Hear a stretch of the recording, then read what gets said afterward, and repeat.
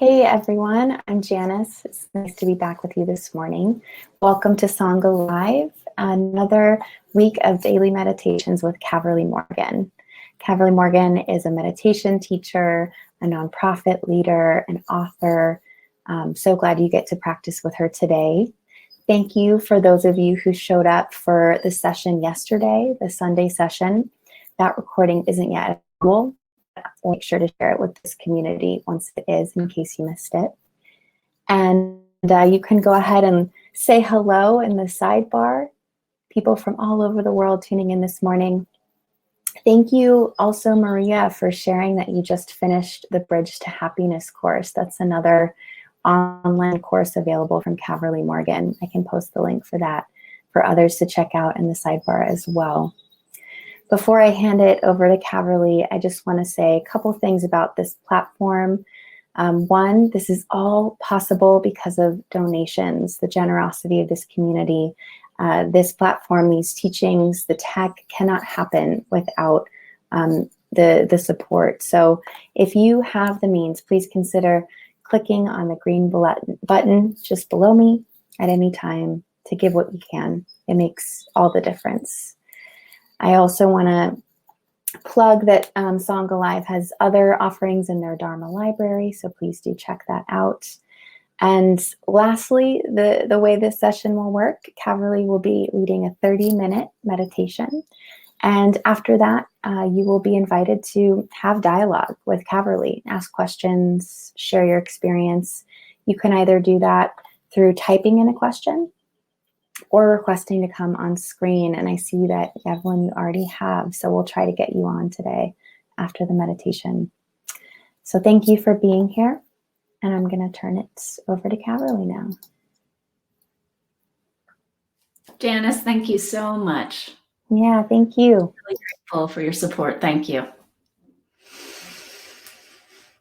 Friends, hello. So happy to be here. Thank you so much for showing up to practice, to be together, to sit as one collective sit. Thank you for your participation.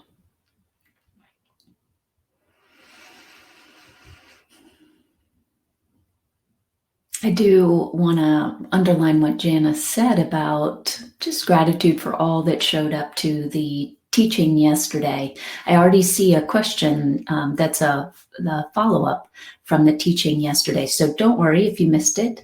Again, you could catch the recording, but the way that I'll be doing some weaving in. So let's see, Evelyn, I saw your question about grief and pain versus suffering. So just know that today there's likely something will arise in the meditation on that topic. So a little framing for us for today. Thanks, as usual, for saying hello on the sidebar. It's lovely to... I'm just reading through. It's just lovely that this is such a global reunion for us.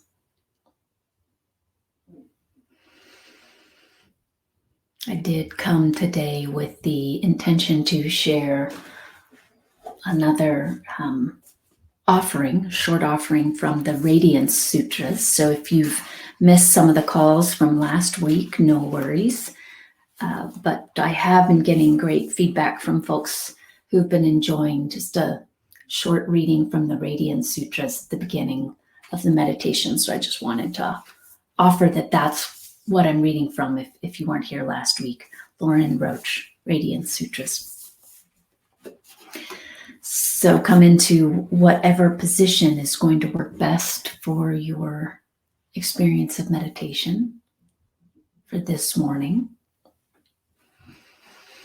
Settling in.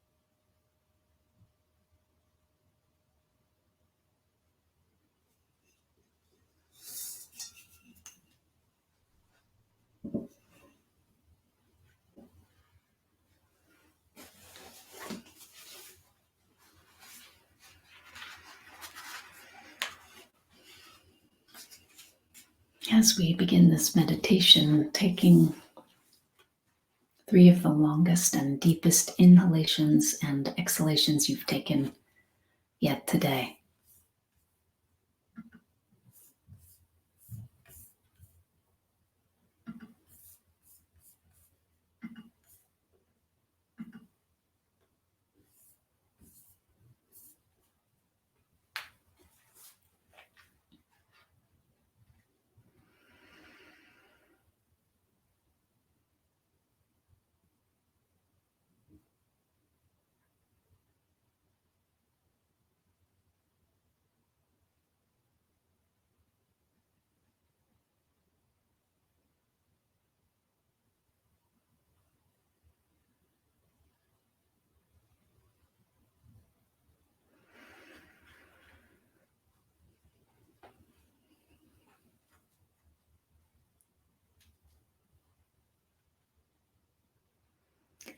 Oceans embrace a continent.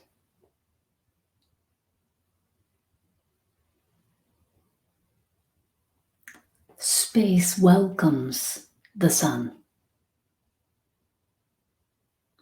Embrace yourself this generously. Form your arms into a circle and cherish the arising of serenity. Attend the birth of something new.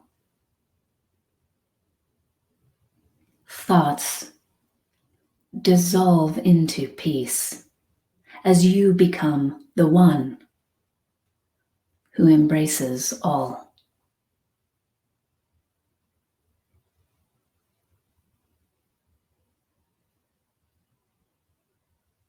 Oceans embrace a continent. Space welcomes the sun. Embrace yourself this generously.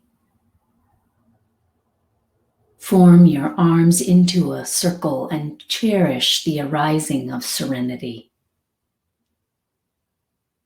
Attend the birth of something new. Thoughts dissolve into peace as you become the one who embraces all.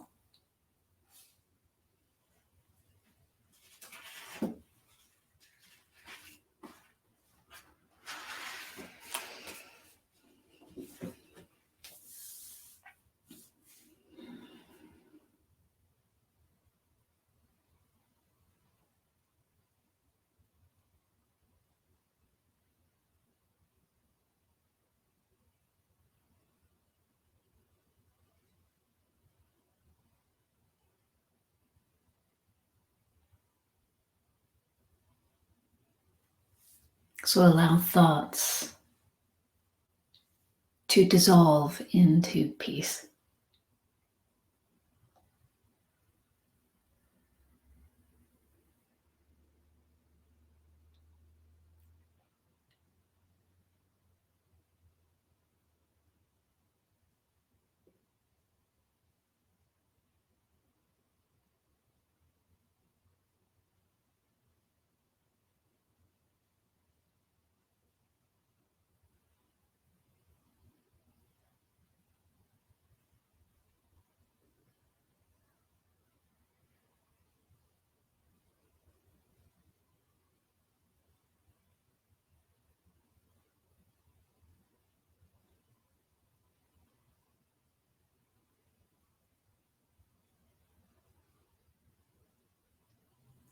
Allow your emotions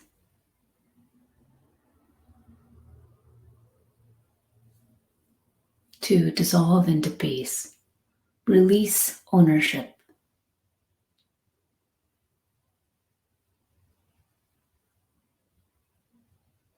They aren't yours.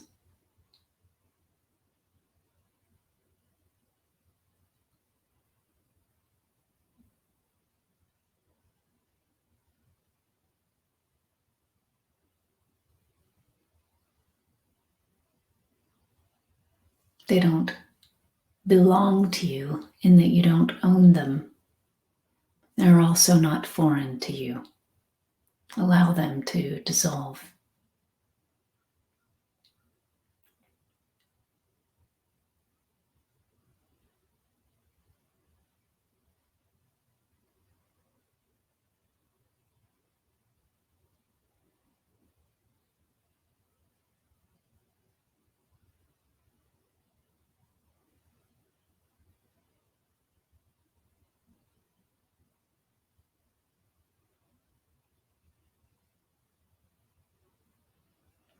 Pain can be like this too.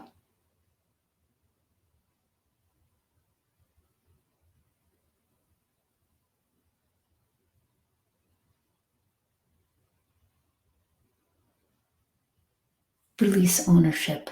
My knee hurts. And just go to the sensation. In this case, the knee. Choose a place that you might habitually label as painful or a place in which you experience discomfort.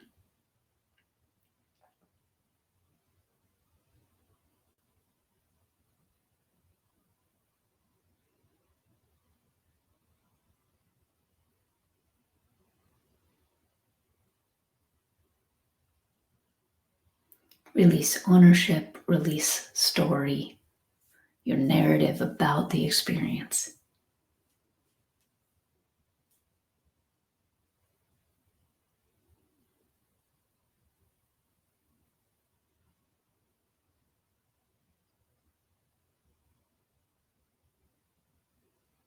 And simply move into the sensation with your loving attention.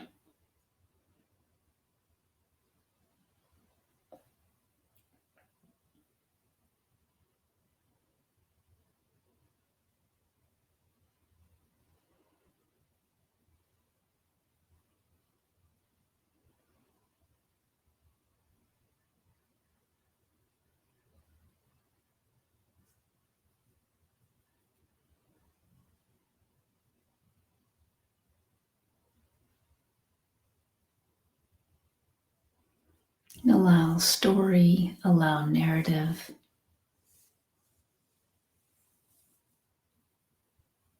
allow sensation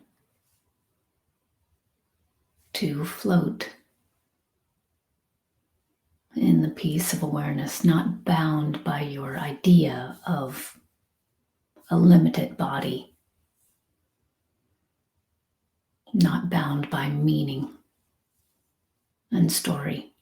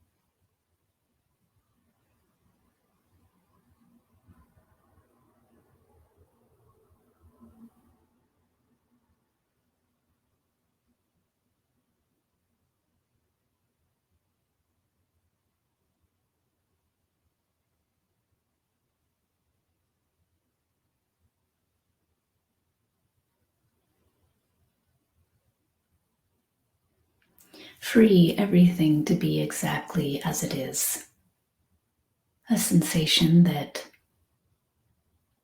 the mind habitually labels pain.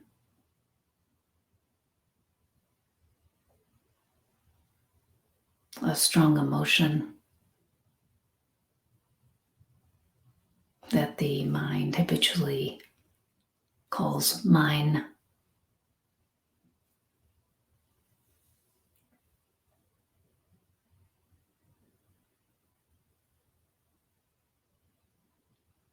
Thought forms that we are conditioned to identify with. Narrow down into.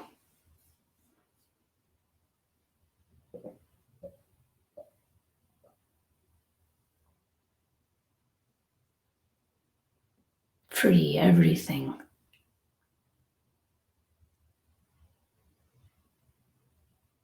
To belong to awareness.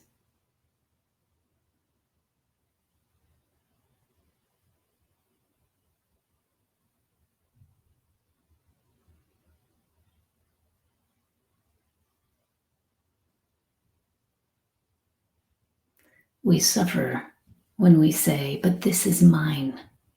This belongs to me. I want this or I don't want this. I like this or I don't like this.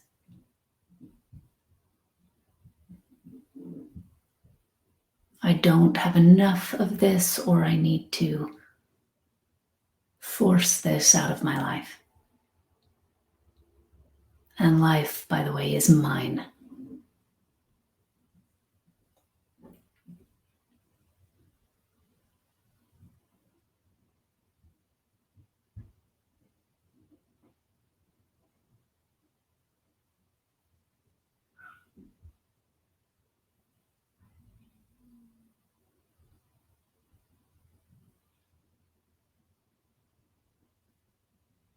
We suffer when we fall for the story that we're isolated, separate from ourselves, each other, and life.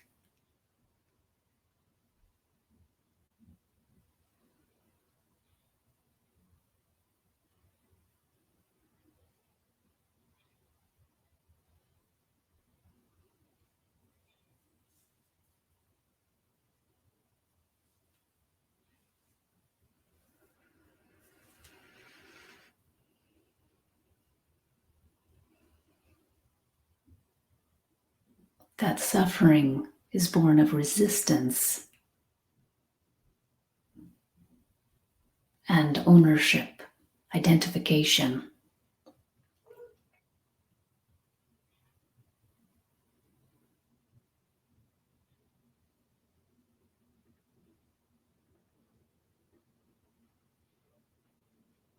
That suffering is optional. It's not inherent in thoughts or emotions or pain.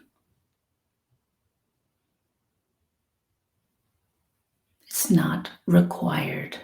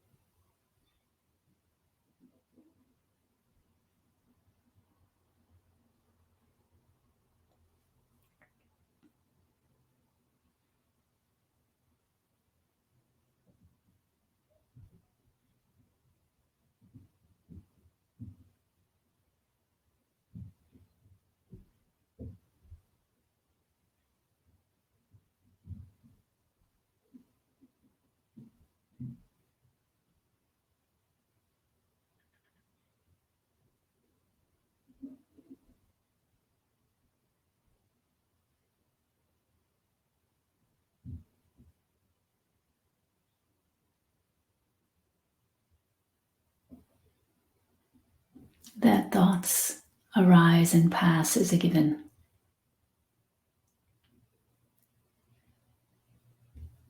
That strong emotions arise and pass is a given.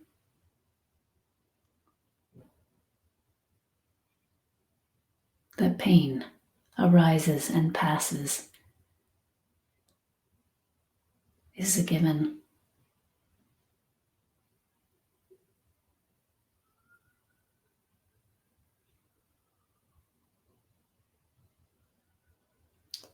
Suffering is optional.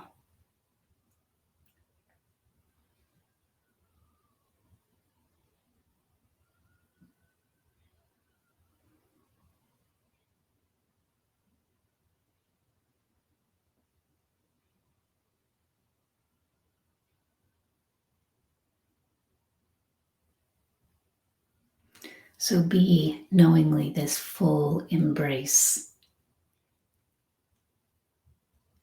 of the One.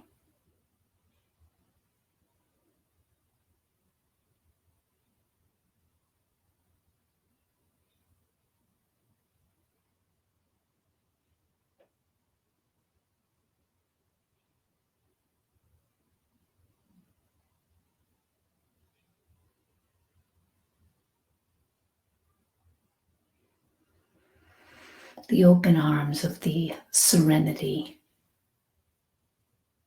of presence.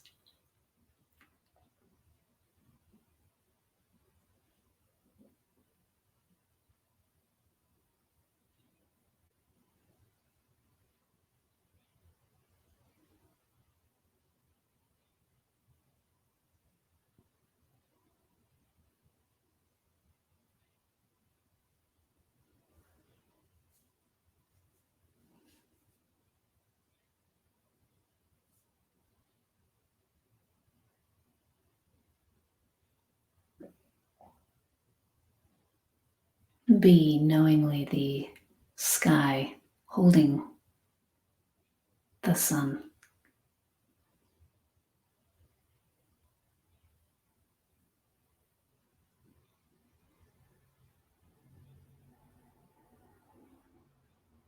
The sky holding all impermanent experience.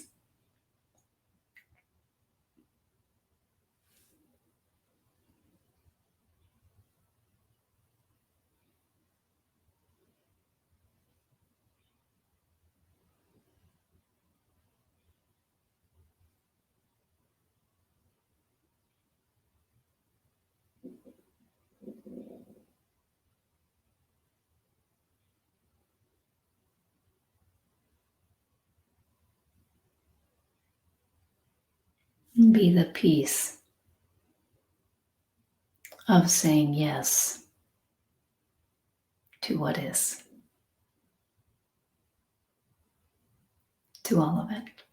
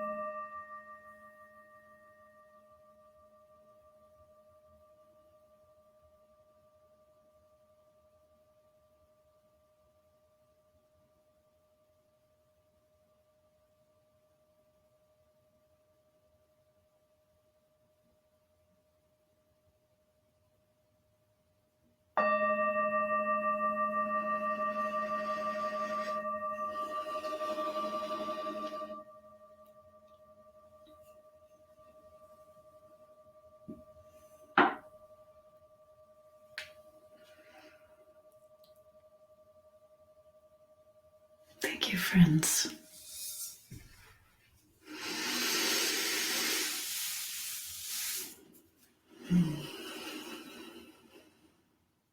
Thank you for being. As many of you know, this is my opportunity to remind you to give as generously as you are able to Sangha Live. That supports Presence Collective, me as a teacher. It supports most specifically this platform, Sangha Live. I personally feel is just the most comprehensive, the highest quality teachings that I've seen as a platform that can be trusted. I'm so grateful it exists. So if you can support Sangha Live, please do right here. Donation button below. Evelyn, I'm grateful that you posted your question before I read your question before we even moved into the sit, and I appreciate how that influenced, how it impacted this morning's meditation. And so here you are. Hello. Hello, good to see you. To see you. Well, first of all, gratitude again. It's very supportive. And I attended yesterday's session and it was very interesting. Thank you. And I asked myself a question, knowing very quickly I was experimenting some grief because my daughter is sick with depression. So sometimes it starts again and gives me grief. And I've been working on like this grief sensation and thinking, okay, you, as I often try to do, you stay in presence, and the presence can like envelop everything. Okay, so if you can envelop everything, it can envelop grief. But the grief is here. Of course, the thing is not to get rid of that, but it hurts. So it hurts how? It hurts body tension. It's my job to work with that. It's still painful. So I was asking myself yesterday, I think you saw on the screen, so I repeated it today, like grief versus suffering. Is it like the way we work with pain? If I have, like, I deal with clients having pain, I tell them, okay, I can't get rid of the pain, but I can make you live with it in an easier way. Because the more you are like focusing on pain, the bigger it becomes, and the more you contract. So when we say you can be in presence and then you don't suffer, does it still mean, like I feel, you're in presence, but sometimes you can still have this body tension because we go there, so you're unpleasant. It's painful. Now, something which helped me a lot to hear today was like, I try, of course, not to identify with that. I think sometimes I still might without being conscious of that. Now, floating into awareness helped me a lot, these words. And also, of course, impermanence. I often think, okay, this will go. So it's like, you think this will go, you think this will go, and I want to push it. But, it will go anyway. So it was like, this balance. Does presence still mean you can be with some grief and some pain? And yes, it can hurt. But like with your acceptance and you're floating in the awareness, it's like you don't make it worse. You just allow it to be, and you don't amplify, you don't intensify it. That was like the questions I had in mind. Yeah, Evelyn, thank you. A beautiful articulation of your experience, and I appreciate the depth of your inquiry around it. As you were speaking, I recognized that in my experience, for me, grief actually does fall into a different category than some of the other strong emotions. In fact, I would, for the purposes of this conversation, if we were to categorize things, I would say category of thought, category of sensation. So we all these were named in the meditation: category of thought, category of sensation, category of strong emotion, category of grief. Mm-hmm. One of the reasons I would place this in a different category is it's, in my experience, usually not the case that grief is what I call the byproduct of revving up, drumming up stories in the conditioned mind about my experience. So, for example, I could tell myself all kinds of stories about what's wrong in the world right now, and then I could go to tremendous place of depression, the emotional experience of depression, about disparity in the world right now. Okay, that emotional experience is valid. It's in relationship with the narrative, with the story that I'm telling myself, with the lens that I'm looking through. All is lost. I'm going to have a particular emotional reaction, a conditioned emotional reaction to the narrative, all is lost. Just as an example, in my experience, grief comes like a knife in the darkness. It's not always, in fact, in my experience, the strongest grief is not prompted by a particular story. It's a category unto itself, in my experience. Now, that said, grief is still arising in the same open field of awareness. So as you're pointing to, presence, our experience of presence, the embodiment of presence, just as we started with the Radiance Sutra today, has plenty of room for all of it. Plenty of space for all of it. So recently, because you've been sitting with me for a little while now, you likely know that my beloved Bankei died. Bankei was a dog I had for 11 and a half years, and I had a very intimate connection with this being that I shared life with. Grief moved through, and it wasn't necessarily connected to any particular stories so I talked about it as the purity of searing grief. Notice the next time you're having a strong emotion, but it's all swept up and bound like with socks in a washer with your narrative. Notice the different quality of suffering that comes with that, and therefore the useful practice of freeing the narrative from the strong emotion, freeing the story, and then freeing all of it to awareness at large. Not owning it.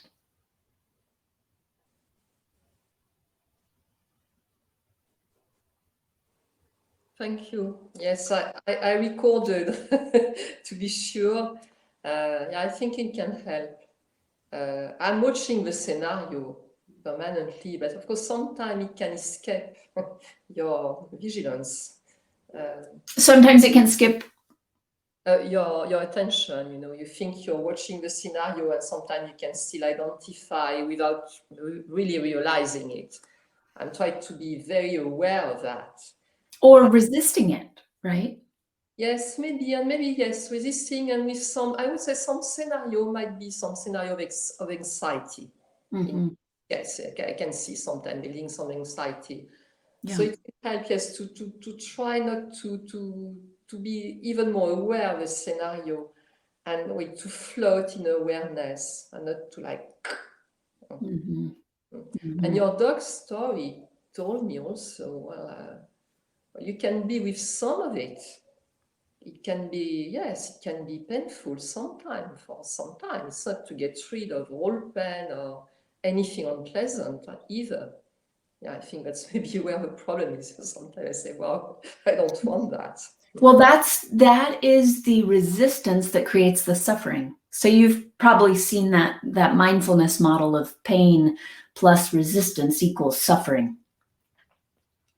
It's a beautiful model, right? I'm not talking about the kind of express resistance to a status quo that harms others, or, right, not that kind of political resistance. I'm not speaking about that. That kind of resistance, we could say, might be coming, depending, on behalf of our recognition that we are one, and there's a breach in that truth as others are harmed, right? So I'm not speaking of that. I'm talking about that internal no to what is that creates suffering.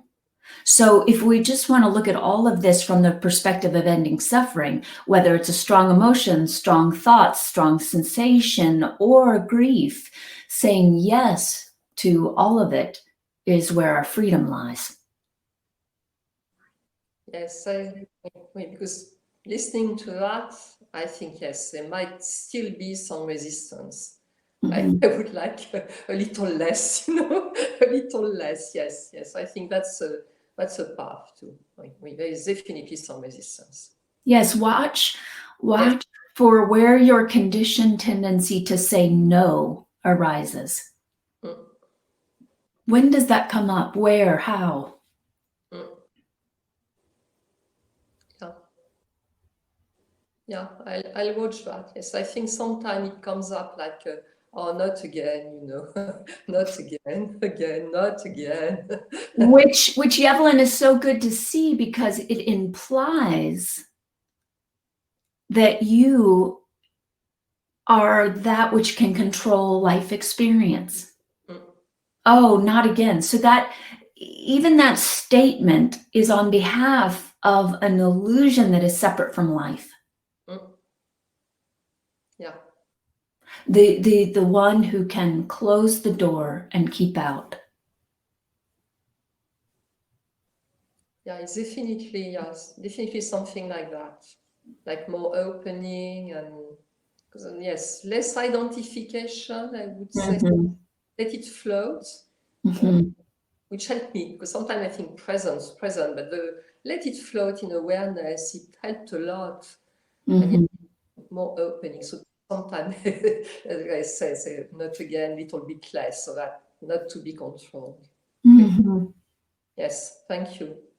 Evelyn, thank you. Thanks so much for coming on screen. It's always a delight to see you. Thank you. Pleasure. Thank you. Thank you for your help. Gratitude. All right. Jan. In yesterday's Dharma talk, I found it to be a very helpful perspective, seeing equanimity as a byproduct of unconditioned awareness and acceptance rather than a certain state that you try to achieve. I'm wondering whether the other Brahma Viharas might also be viewed as byproducts, or the same or different processes. Jan, thank you. Yeah, thank you very much for your question.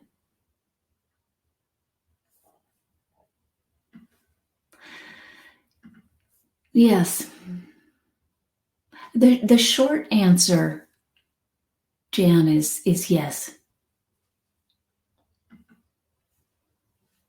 The short answer is yes.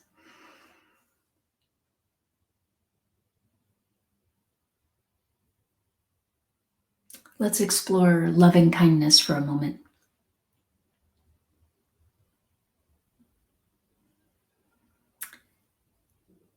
I have many people in my life who trained in a Vipassana tradition and report to me that loving kindness practice has been one of the most transformative practices in their lives. Just repeating loving kindness practice every day has been deeply transformative.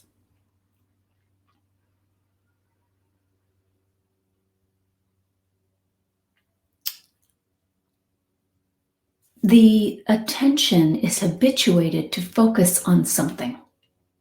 So the attention's habituated to focus on various objects, thought forms, sensations, work, relationship.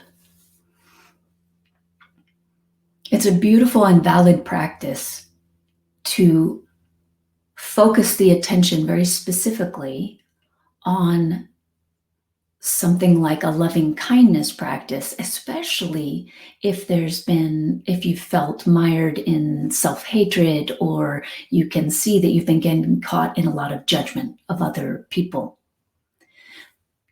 That's a very valid and can be very powerful, as I'm naming, approach to direct the attention to a practice that supports accessing compassion, loving kindness. Another approach, that would be a progressive path approach in practice. I've spent years focusing on various progressive path tools that are beyond valuable. They're invaluable to me as tools. Yesterday's meditation, and today's for that matter, focused on a direct path approach. I would actually even drop the notion of path, because path implies we go somewhere. It implies we travel to somewhere. One might even say that this Radiance Sutra that ends with, as you become the one who embraces all, what arose for me was the recognition that even still isn't quite direct enough, because it implies that you become something rather than you already are the embrace of all. Okay? So in a direct path approach, again, path could, so it's difficult to speak about, but we could say just in the direct approach. So drop this notion of path. Even approach is too much, but in this direct experience, we're just going straight there. As we go straight to the recognition of our true nature, yes, loving kindness for quote unquote others is a byproduct of knowing who we are. Because in the knowledge of who we are, shared being shines forth. So clarity that you are not separate from me shines forth. So hopefully that clarifies these two different approaches, both valid, both rich, both meaningful.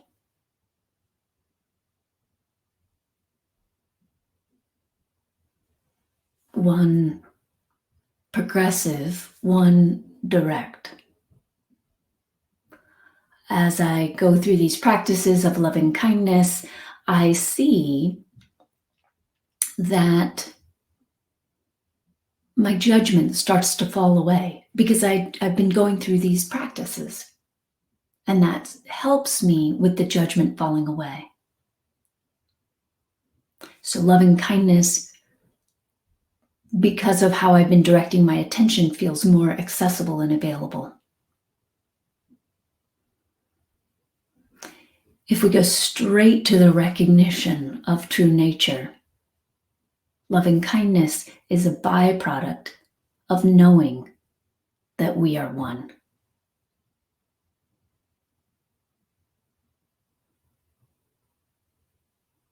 In practice, I've appreciated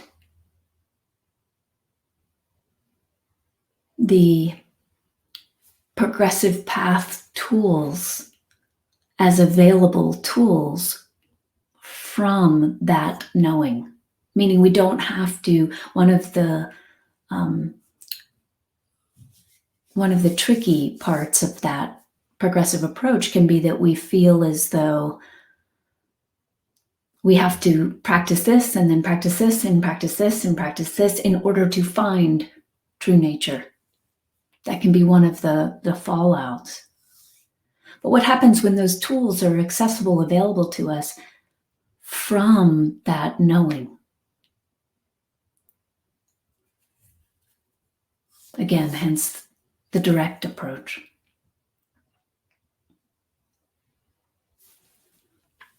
Thank you for writing in that question, Jan. Thank you for bringing up that place of clarification.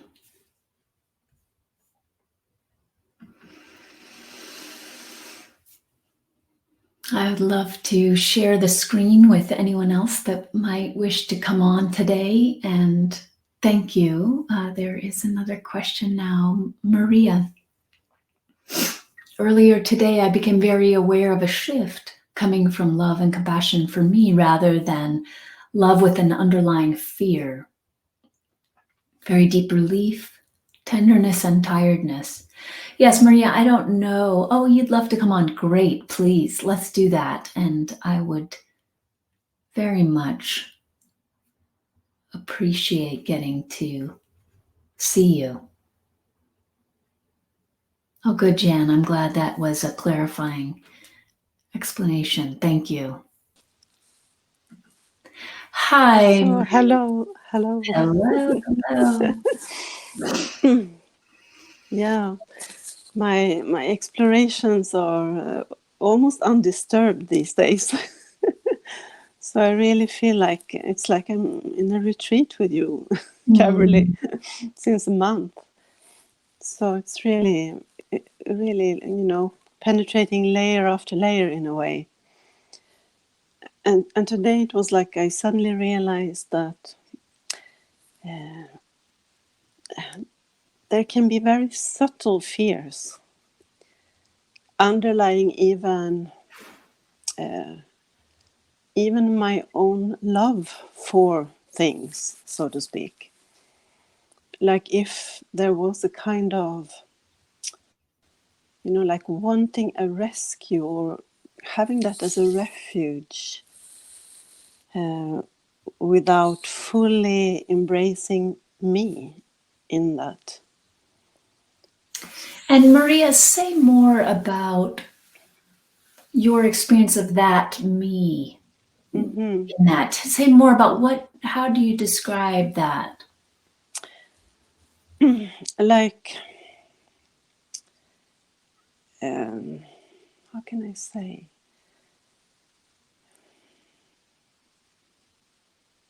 Like if there wasn't a full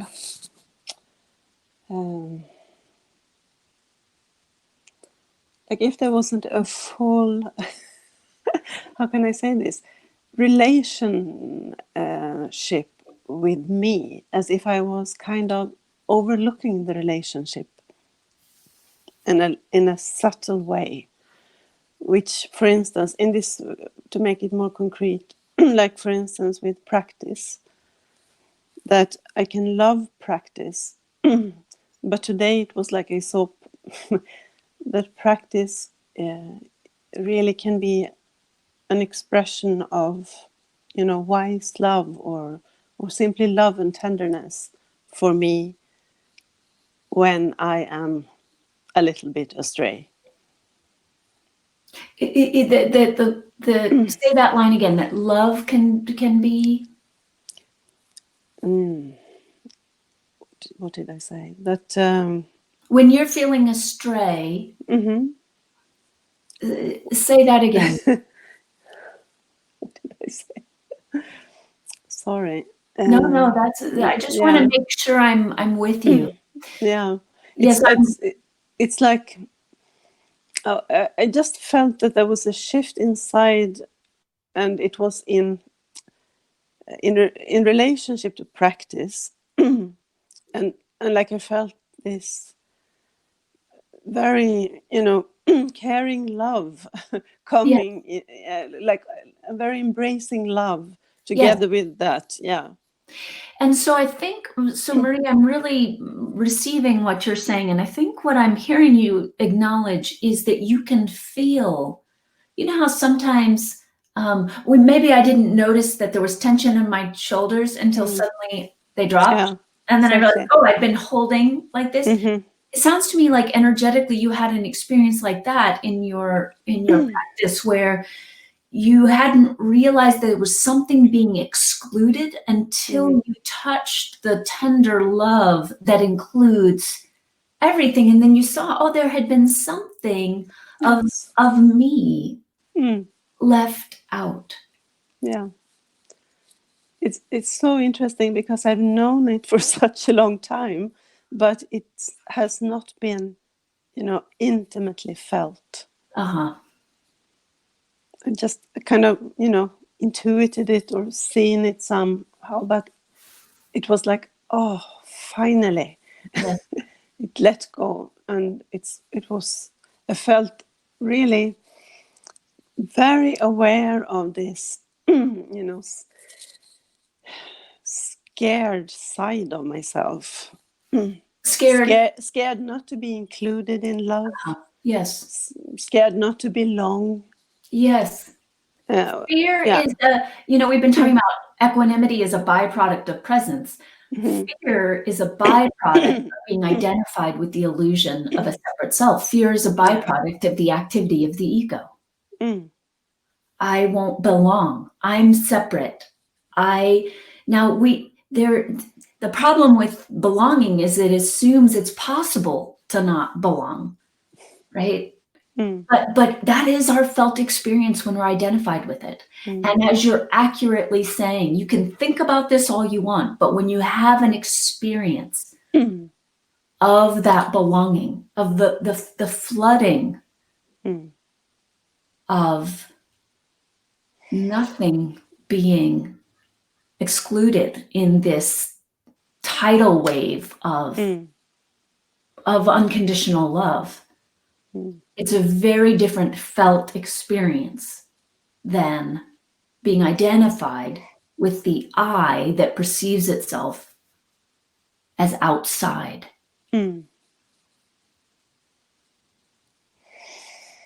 Yes, it is a tender holding back that has been present for a very long time. And I guess that's why I felt such a tiredness, like, jet lag or something. So it's really, something is really, released from the system. Yes, the tiredness comes from how exhausting it is to hold anything at bay. Yes, yeah. It is deeply tiring. It is. To say no, to resist, to hold at bay. It is deeply tiring.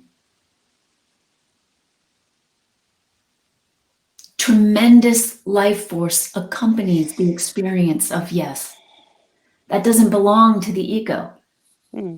It's the life force that belongs to conscious, compassionate awareness. Yeah.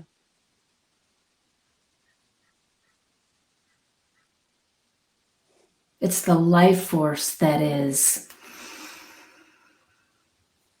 the source of all creative manifestation. And to remember that you are not outside that. Yeah. To know that is liberation. Yeah. To identify with I am outside is suffering.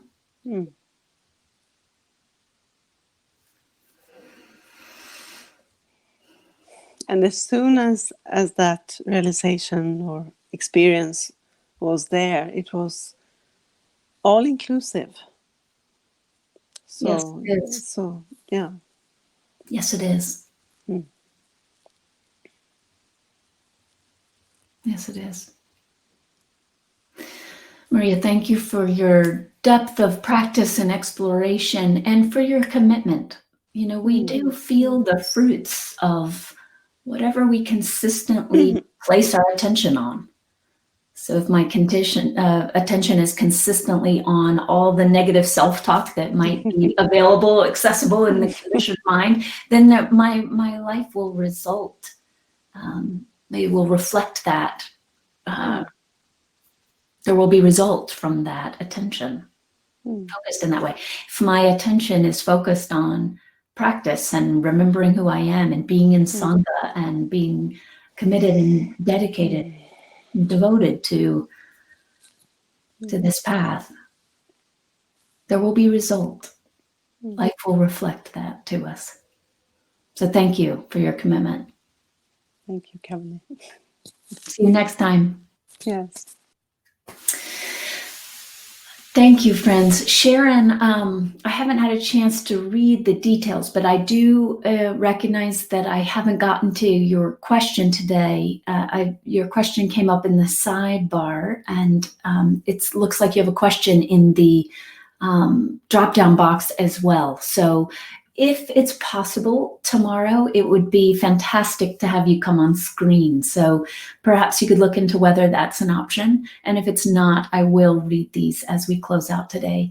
Friends, thank you. I apologize, we're just a minute over, but I do appreciate you staying present with each other's sharing and insights and questions. So thank you for being part of this Sangha. Any blessings?